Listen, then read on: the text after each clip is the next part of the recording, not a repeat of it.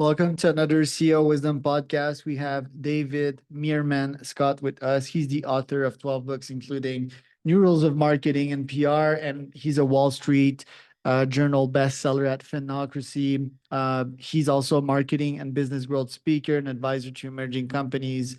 This pod is presented to you by podfire.com. If you want to start or scale your own podcast, go to podfire.com for podcast monetization.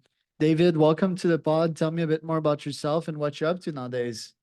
Hey, Charles, good to be here. Thanks for having me on. I worked on Wall Street when I first got out of school and hated it, but I loved the information that the traders were using. So I spent about 15 years in the financial information business at companies like Dow Jones and Reuters. And then that gave me a great head start for the web marketing revolution. In your kind introduction, you mentioned I've written 12 books about online marketing, online public relations, selling, and so on.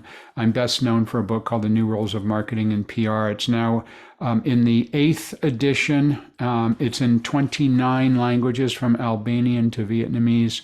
And has sold about 500,000 copies. I also advise companies around the world on their marketing strategy. You were fired in 2002-ish. What happened there and how did that change your career trajectory? Great question. In 2002, I was working for a division of Thomson Reuters. I was vice president of marketing, and I was implementing ideas for how to generate attention that didn't cost any money. It was things like email newsletters. It was an early form of search engine optimization. That was even pre-Google. That was for trying to get found on Yahoo and some of the original search engines. And we were putting great content on our website for free. And it was working really well to generate attention for the business. But the people I was working with weren't used to these new ideas for marketing. And they wanted to focus on the older ways of B2B marketing, like exhibiting at trade shows or spending a lot of money on advertising. So they decided that I no longer belonged in the organization, but it was the best career move I ever made because that gave me an opportunity to do my own thing. That's when I started very soon after I started my blog. I've now been blogging for more than 20 years. And very soon after I started writing the first book that then came out a couple of years later. So it ended up working out great that I was a little bit too radical for my bosses. And I heard you were a Gaijin male model before that. I lived in Asia for 10 years.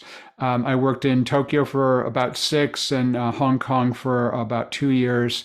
And yeah, when I lived in Tokyo, I went over when I was 26 years old, and at that time it was the boom years in Japan, and they wanted foreigners, gaijin, to model there. And so I signed up, and I specialized in the young businessman look. I wore a suit and tie on all my model shoots.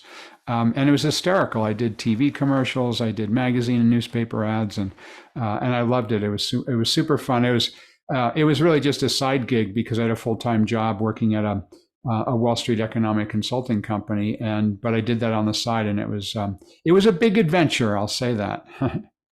Back then, what from the Western culture have you brought to Japan and vice versa? What did you bring back with you from Japan to your time back on Wall Street? What I brought back was a wife and a daughter. My wife's Japanese, and that we met in Tokyo in 1987, and have been together ever since, which is kind of awesome. And it was interesting at the time. Although I was living in Tokyo and I was trying to learn Japanese, I was doing business in the U.S. bond markets.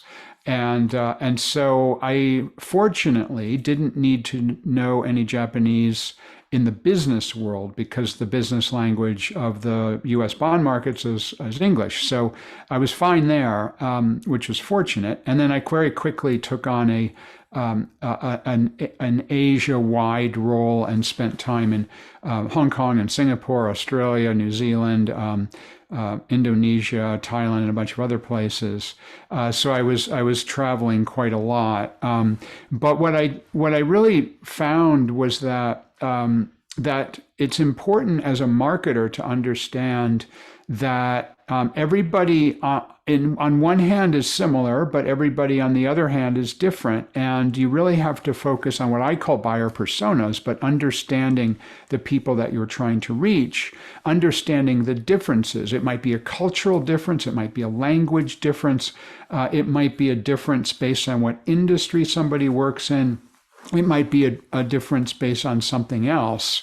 But I learned a lot around that because so many organizations, I think, make a big mistake with marketing because they focus on their products and services, where it's much more effective to instead understand your buyers. I call them buyer personas. Understand your buyer personas and then create information especially for them, online information especially for them. And that's way more effective. So it was great that I had a chance to live in Asia for almost a decade because I really learned that lesson. When I was in the bond market selling financial information, it was different when you sold in Hong Kong versus Australia versus Japan. And that applies everywhere in the world. Even today, I use those lessons. You've wrote so many books and times have changed. You feel that the lessons in your book are still valuable, and specifically, what would be a top three marketing lesson that would apply to tech startups post-COVID? So the New Rules of Marketing and PR, which is the book I'm best known for, originally came out in 2007. And so that's 17 years ago. It's amazing. And 2007, I was writing it in 2005 and 2006. As I was writing it, Facebook was only for students. Twitter had just emerged, but was not didn't have any real subscriber base yet. And so it was really just the very beginnings of social media.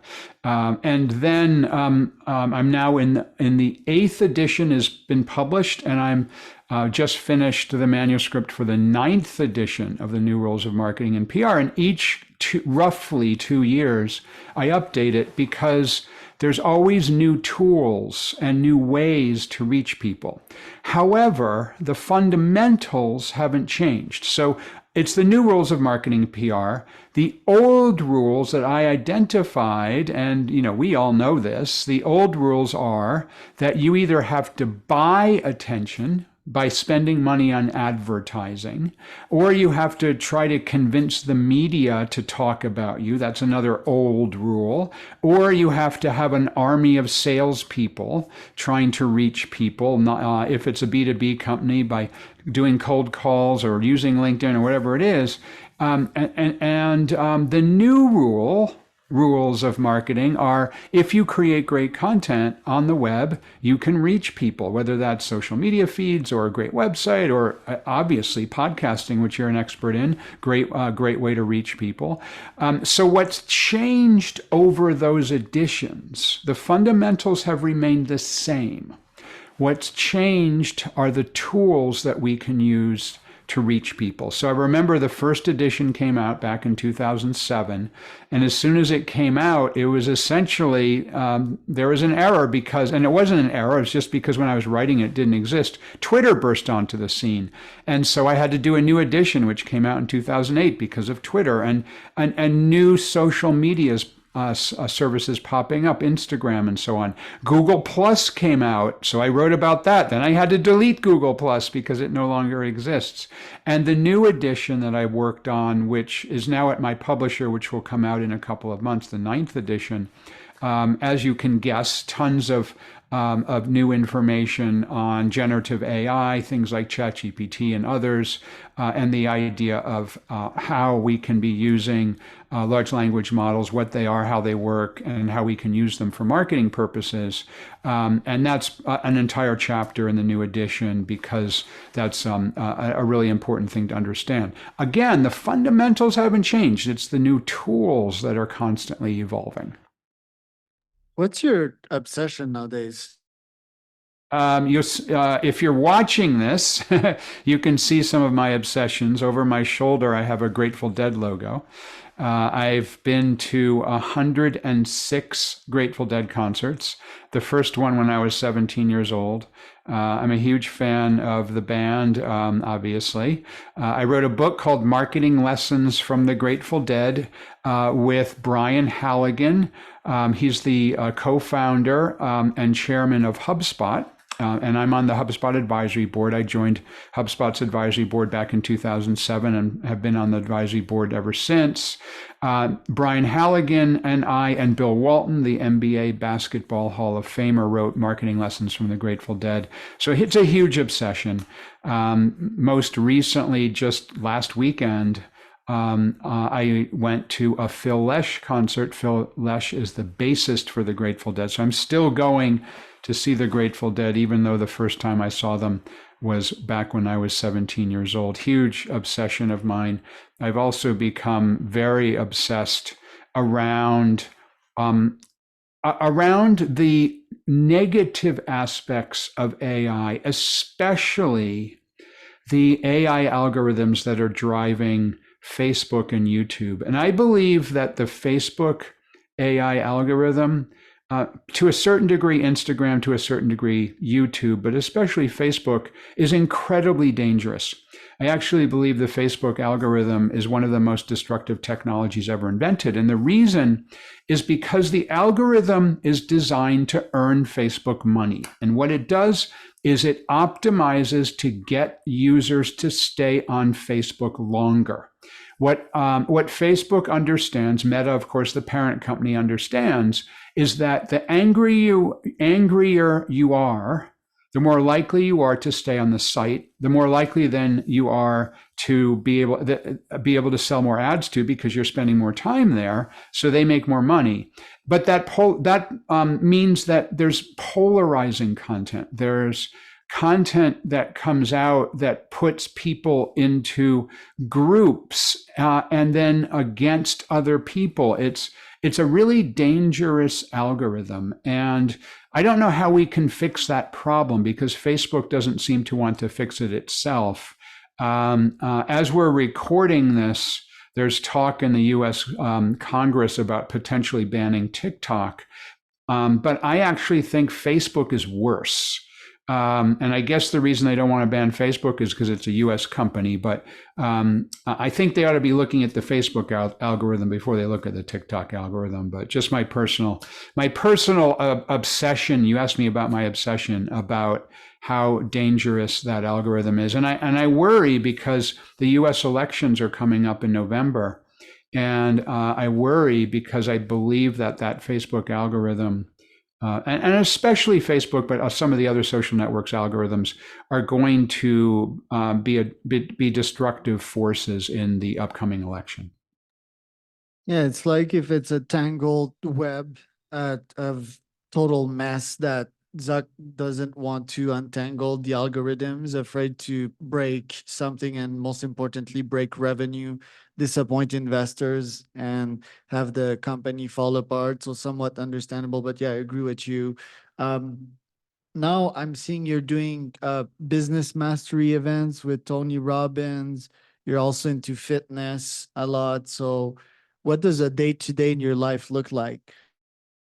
I am into both of those things. I've been speaking on Tony Robbins Business Mastery stage now for more than 10 years. In fact, I had my 10th anniversary back in January, and it was awesome. I was on stage and they brought a cake out for me, which is amazing. And Tony said some nice words to me about being with him and speaking for more than 10 years now.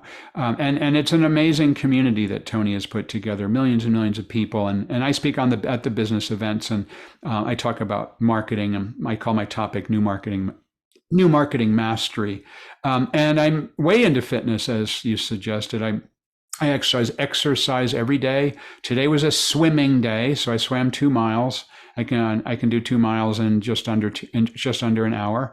I also do yoga. I do Pilates. I lift weights. I'm really into long distance hiking, and I'm into surfing. And if you're watching this rather than listening, over my left shoulder, you can see a surfboard that I built. It's wood. It's a company called Grain Surfboards out in York, Maine. And they have a super cool place that you can go and work with their artisans to make your own surfboard, which I love to do. So I'm obsessed about fitness. I intend to live to be over 100, doing everything I possibly can to do that. Fitness being a very important one of those things. What problems do you see in this world other than the Facebook algorithm that you think you could solve through business?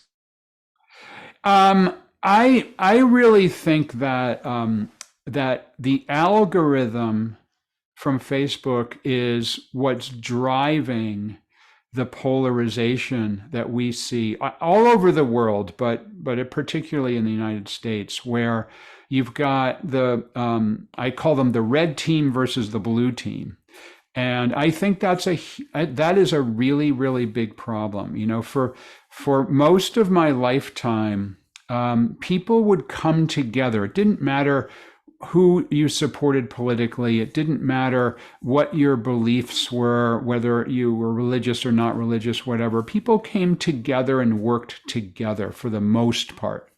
However, in the more recent environment, what I've been seeing is that so few people want to work together. Instead, they're having us versus them mentality, whether that's science versus anti-science, or belief in vaccines to protect your health versus believe that vaccines are dangerous. And then the belief of one political party over another, or one candidate over another, it becomes toxic. And I think that that's a dangerous thing for this country. I see that the similar things are playing out in other countries. And the only conclusion I can draw is that it's coming, that one of the things that's driving that, a major thing driving that, is the social media algorithms, because that's the only thing I can see that has changed in the last couple of years to drive that increased polarization, that increased skepticism of what the other side is doing, that increased belief in conspiracy theories by some people. I don't see any other reason why that has risen recently, so I blame it on those social media algorithms. And I know that we've been talking a lot about this on our time together today, but I do think it's super important. And you asked about business. I think that there's businesses can be thinking about, okay, well, what can we do about this?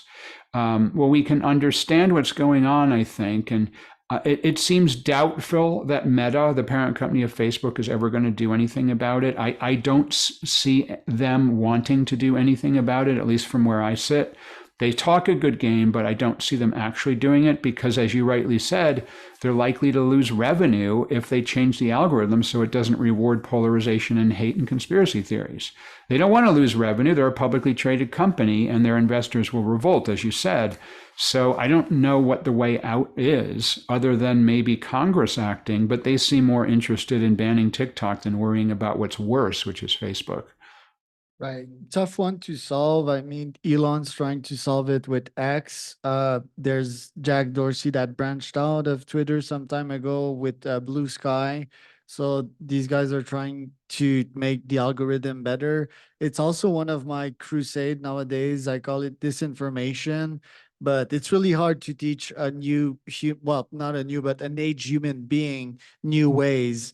How does one do that? How do you change a brain in the fastest way possible? Well, the thing that I keep coming back to is that it's very, very, very hard to make a new social media that simply looks like an existing social media. So, for example, Twitter has been around now for about 17 or 18 years, and it's the leader in that type of social network. And there's competitors, as you mentioned, Jack Dorsey has a competitor, Donald Trump created a competitor, there's other competitors, but it's really hard to get a critical mass.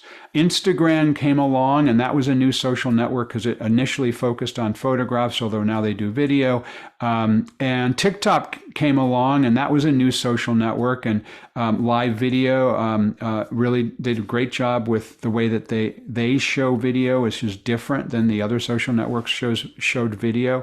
So I just don't see there being a solution where there's a copy of an existing social network that people will gravitate to. I think the solution becomes a new social network that optimizes on something different that people gravitate to, much like people gravitated to Instagram and then they gravitated to TikTok. So what's the new thing? I have no idea what the new thing is, but I suspect that's going to be the solution because I've never seen a copycat social network succeed when there's already one that's gained traction. Right. Okay. So this year, what are your top 3 objectives? What do you want to accomplish in the next couple of months? What I love doing is helping people. I really do. I love when somebody reads one of my books and reaches out to me and thanks me for that. I work with a couple of clients here and there. Some of them I work as an advisor for equity in their business, and some people I work if they don't have if they're very early stage companies, I work with them to get to the point where they're ready to generate interest from angel investors or venture capitalists. I just love helping people. I will frequently go and lecture at universities that use my textbook in class. Just last week, I went to Tufts University and lectured in an entrepreneurial marketing class. And it's all about, for me, at this stage in my life, giving back. And one of the ways that I love to give back is to help people to be more successful in what they're doing, whether they're building a business or whether they're growing a business or whether they're just learning. And that gives me a lot of excitement, and it makes what I do super enjoyable, but also very rewarding, that I'm giving back to people, because I feel the more I give away, the more I give back, the more that ends up coming my way. So that's what I'm focused on, is how can I help people? Love it. Where can people find out more about you, David? I'm the only David Meerman Scott in the world, so you can Google me and find me. I am DM Scott, DMSCOTT, on most of the social networks, and easily findable.